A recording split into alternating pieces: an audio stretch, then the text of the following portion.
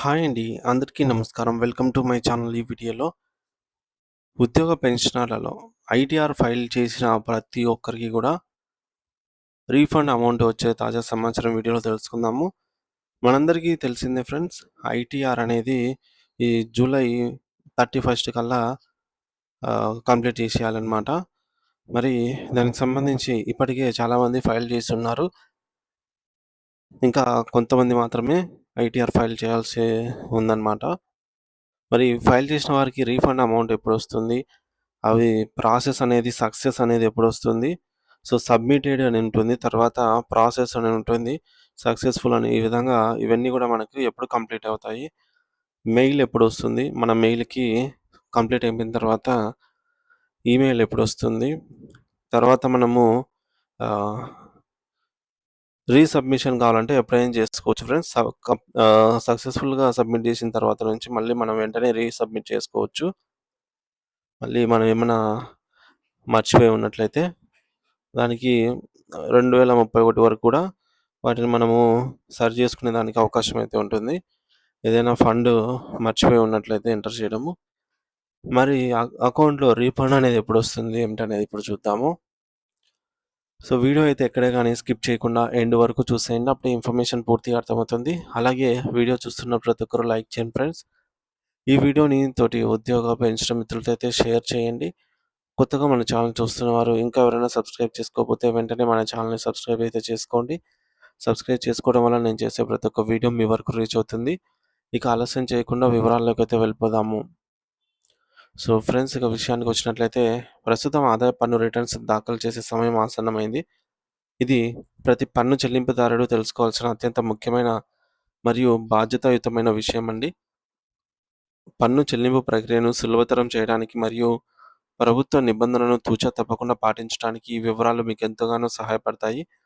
2025-26 ఆర్థిక సంవత్సరానికి అంటే 2026-27 అసెస్మెంట్ ఇయర్‌కి సంబంధించి సో, ఇక్కడ మనము డిఫరెన్స్ కనిపెట్టాలి ఫ్రెండ్స్. ఆర్థిక సంవత్సరం అనేది మనకు గడిచిపోయిన దాన్ని సూచిస్తుంది. అసెస్మెంట్ ఇయర్ అనేది జరగబోయే దాన్ని సూచిస్తుందనమాట. అంటే ఆర్థిక సంవత్సరం అంటే గడిచిపోయిన దాన్ని అంటాము. జరుగుతున్న దాన్ని అసెస్మెంట్ ఇయర్ అనైతే అంటామనమాట. అందుకే 2026, 27 గాను అనైతే అసెస్మెంట్ ఇయర్ అని చెప్పేసి అంటాము. సో, ఈ విధంగా ఐటీఆర్ దాఖలు చేయడానికి చివరి తేదీ జూలై 31గా నిర్ణయించబడింది. ఇక్కడ మీరు గమనించాల్సిన ఒక సాంకేతిక అంశం ఏమిటంటే, మనం ఏ సంవత్సరంలో అయితే ఆదాయ పన్ను ఆహ్, సంపా ఆదాయం సంపాదిస్తామో దాన్ని ఆర్థిక సంవత్సరం అంటాము. సో, దాని మునుపటి సంవత్సరం లెక్కలు చూపిస్తాం కాబట్టి దాన్ని అసెస్మెంట్ ఇయర్ అని అయితే పిలుస్తామనమాట. ఈ గడువులోపు మీరు మీ రిటర్న్స్‌ను దాఖలు చేయకపోతే ఆదాయ పన్ను చట్టం సెక్షన్ 234(ఎఫ్) ప్రకారంగా భారీగా అపరాధ రుసుము అంటే పెనాల్టీ చెల్లించాల్సి ఉంటుంది. కాబట్టి సమయపాలన అనేది చాలా ముఖ్యము. ప్రస్తుత తరుణంలో ఆదాయ పన్ను శాఖకు సంబంధించి ఈ ఫైలింగ్ పోర్టల్‌లో అత్యంత ఆధునిక సాంకేతికతతో చాలా వేగంగా మరియు సమర్థవంతంగా పనిచేస్తుంది. మీరు సమర్పించిన రిటర్న్స్ గతంలో కంటే చాలా త్వరగా ప్రాసెస్ అవుతున్నాయి. దీనివల్ల మీరు మీ యొక్క పన్ను బాధ్యతలు లేదా ఇతర వివరాలు తప్పనిసరిగా ధృవీకరించబడుతూ ఉన్నాయి. ఒకవేళ మీరు ప్రభుత్వానికి చెల్లించాల్సిన పన్ను కంటే ముందుగానే ఎక్కువ పన్ను చెల్లించి ఉన్నట్లయితే టీడీఎస్ రూపంలో, అడ్వాన్స్డ్ టాక్స్ రూపంలో ఆ మిగిలిన సొమ్మును మీరు రీఫండ్ రూపంలో అయితే తిరిగి పొందవచ్చు. మీ రిటర్న్స్ ప్రాసెసింగ్ పూర్తయిన వెంటనే ఆ ఫండ్‌ను ఆ రీఫండ్ సొమ్ము నేరుగా మీ యొక్క బ్యాంక్ ఖాతాకైతే జమ అవుతుంది. సో, కేంద్ర ప్రభుత్వం ఇప్పుడు డిజిటలైజేషన్ ద్వారా ఈ యొక్క ప్రక్రియను అత్యంత పారదర్శకంగా మరియు ఎటువంటి మధ్యవర్తిత్వం లేకుండా నేరుగా మీ ఖాతాకే పంపేలాగా చర్యలు చేపట్టింది. ఇక ఈ ప్రక్రియలో అత్యంత కీలకమైన మార్పును మీరు గమనించాలి. అదే ఆహ్, ఏఐఎస్ యాన్యువల్ ఇన్ఫర్మేషన్ స్టేట్మెంట్ మరియు ఆహ్, TIS talks payer information summary. మనం చేసే ప్రతి చిన్న ఆర్థిక లావాదేవీని ఆదాయ పన్ను శాఖ ఇప్పుడు నిశితంగా గమనిస్తుంది. గతంలో మనం కేవలం జీతం ద్వారా వచ్చే ఆదాయాన్ని మాత్రమే చూపించేవాళ్ళం. కానీ ఇప్పుడు మీ సేవింగ్స్ ఖాతాలో పడే వడ్డీ, ఫిక్స్డ్ డిపాజిట్లపై పడే వడ్డీ, ఇంట్రెస్ట్, రికరింగ్ డిపాజిట్లపై ద్వారా వచ్చే వడ్డీ వివరాలన్నీ గూడా ఏఐఎస్‌లో స్పష్టంగా నమోదయ్యి మనకు ఆటోమేటిక్‌గా ఏఐఎస్‌లో వచ్చేస్తుందనమాట. సేవింగ్స్ అకౌంట్‌లో ఇంత అమౌంట్ వచ్చింది. ఎఫ్‌డి ద్వారా ఇంత అమౌంట్ వచ్చింది. ఈ బ్యాంక్‌లో ఎఫ్‌డి ద్వారా ఇంత వచ్చింది. మీరు ఈ యాప్‌లో ఇన్వెస్ట్ చేశారు. ఇంత అమౌంట్ వచ్చింది అని చెప్పేసి క్లియర్‌గా వచ్చిన ప్రతి రూపాయి కూడా స్పష్టంగా నమోదైతే అవుతుంది. అంటే పాన్ కార్డ్ పెట్టిన ప్రతి ఒక్క చోట ఈ విధంగా అయితే వస్తుంది. మీరు ఐటీఆర్ దాఖలు చేసే ముందు తప్పనిసరిగా మీ ఆదాయ పన్ను పోర్టల్‌ని ఏఐఎస్ రిపోర్ట్‌ను డౌన్‌లోడ్ చేసుకోండి. ఏఐఎస్ రిపోర్ట్ ఒకవేళ ఆహ్, ఏఐఎస్‌లో ఉన్న వడ్డీ ఆదాయాన్ని మీరు మీ రిటర్న్స్‌లో చూపించకుండా కేవలం జీతం మాత్రమే చూపిస్తే సిస్టమ్ ఆటోమేటిక్‌గా లోపాలను గుర్తించి మీకు నోటీసులు పంపే అవకాశం ఉంది. సో, ఏఐఎస్‌ని చూడకుండా మీరు అట్లే గనక ఫైల్ చేయకూడదు. చేస్తే ఎర్రర్స్ ఒస్తాయి. అందుకే మీ యొక్క ఐటీఆర్ ఫామ్‌లో ఇన్‌కమ్ ఫ్రమ్ అదర్ సోర్సెస్ అనే విభాగంలో ఈ వడ్డీ ఆదాయాన్ని తప్పనిసరిగా మీరు నమోదు చేయాల్సి ఉంటుంది. ఇక రీఫండ్ సొమ్ము మీ ఖాతాలో సక్రమంగా పడాలంటే మీ బ్యాంకు ఖాతా వివరాలు ఖచ్చితంగా ఉండాలి. మరియు అది ప్రీ వాలిడేట్ అయ్యి ఉండాలనమాట.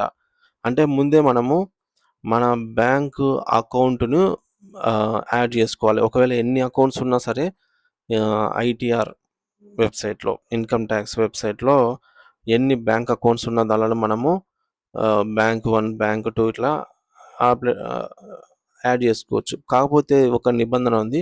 వీటన్నిటికి గూడా ఒకే mobile number and email ID ఈ 2 ఒకటే విధంగా ఉండేలా చూసుకోవాలి. లేదంటే అక్కడ ఒక ఎర్రర్ అనేది చూపిస్తుందనమాట. సో, ఈ విధంగా అన్నీ మనము ఫిట్ చేసుకోవాల్సి ఉంటుందనమాట. సో, మీ బ్యాంక్ ఖాతాలో ఉన్న పేరు, పాన్ కార్డ్, ఆధార్ కార్డ్, సంతకం అన్నీ సరిపోవాలి. ఈ 3 రికార్డులలో పేరు మార్పు ఉంటే రీఫండ్ ఆగిపోయే ప్రమాదం అయితే ఉంది. కాబట్టి ముందుగానే మీ బ్యాంకుకి వెళ్లి కేవైసీ వివరాలను సరిచూసుకోవడం మంచిది. జూలై చివరి వారం వరకు ఎవరు కూడా వేచి ఉండకుండా సర్వర్ పైన తీవ్ర ఒత్తిడి పెరిగే సమయం కాబట్టి చివర్లో ఎక్కువ మంది చెక్ చేస్తూ ఉంటారు. కాబట్టి అంటే అప్లై చేసిన దాన్ని మళ్ళీ రీసబ్మిట్ చేయడము, చెక్ చేసుకోవడము, ఇంకా చాలామంది సబ్మిట్ చేయరండి. అందరూ ఎంటర్ చేసి సేవ్ చేసి పెట్టుకుంటారు. సో, సబ్మిట్ చేసే సమయం అనేది చివరి వారంలో కేటాయిస్తారు.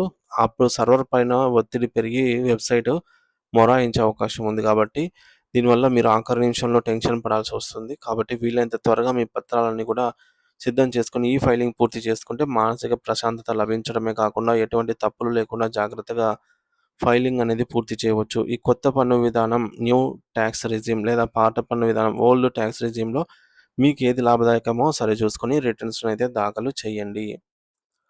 సో, ఇది ఫ్రెండ్స్ ఇన్‌కమ్ టాక్స్ సంబంధించి రీఫండ్ అనేది మనకు ప్రాసెస్ అనేది కంప్లీట్ అయిన ఒక 1 ఆర్ 2 మంత్స్‌లో వచ్చేస్తుందనమాట. మనము ఏదైతే బ్యాంకు అక్కడ సబ్మిట్ చేసి ఉంటామో బ్యాంక్ డీటెయిల్స్ ఆ బ్యాంకులలో మనకు ఏదైతే మెయిన్ ప్రైమరీ బ్యాంక్ ఉంటుందో అందులో రీఫండ్ అమౌంట్ అనేది వచ్చి పడుతుంది. ఒక జూలై 31 తర్వాత 1 ఆర్ 2 మంత్స్ అయితే పడుతుందనమాట. ఇది ఫ్రెండ్స్ ఇప్పటివరకు ఉన్న తాజా సమాచారము. ఐటీఆర్ సంబంధించి ఎటువంటి అప్డేట్ కావాలన్నా సరే కామెంట్‌లో అడగండి ఫ్రెండ్స్. కామెంట్ ద్వారా అయితే అడగండి. అక్కడ రిప్లై అయితే ఇస్తాను. సో, ఎందుకంటే మనకి ఐటీఆర్ అనేది ఆహ్, చాలా సులభంగా మనమే సబ్మిట్ చేసుకోవచ్చు. అదేం పెద్ద కష్టమేమి గాదు. సో, దీనికి సంబంధించి చాలామంది ఓన్‌గా చేసుకునేవారు ఉంటారనమాట. ఏమైనా సందేహాలుంటే కామెంట్ చేయండి. Thank you for watching this video.